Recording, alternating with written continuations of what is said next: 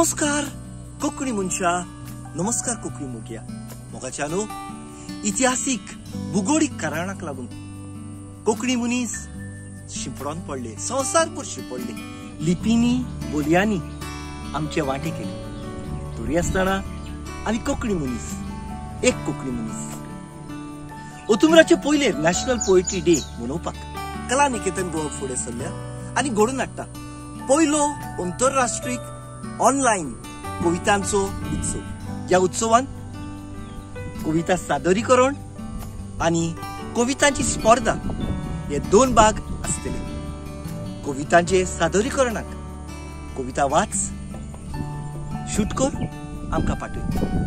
कविता स्पर्धेंत तुजी कविता वाचूं येता वा आनी कोणाची वाचूं येता. पूण सुरवातेक आनी कोणाची वाचता जाल्यार ताचें नांव सांगूंक मात विसरो नाका. ह्या स्पर्धेक पयलो, दुसरो, तिसरो इनाम आसतलो, यादस्तिका आसतली. त्या भायर सगल्यांक प्रमाणपत्रां भेटयतले. बरी कविता रचतल्याक पयलो आनी दुसरो इनाम आसतलो. त्या भायर व्ह्युअर्स चॉयस हो एक खास इनाम आसतलो. तर कितें चिंताय? घे तुजें पेन हातान, मोबायल दवर तुज्या सामकाराक. तुजी कविता वाच, रिकॉर्ड कर आनी आमकां धाड.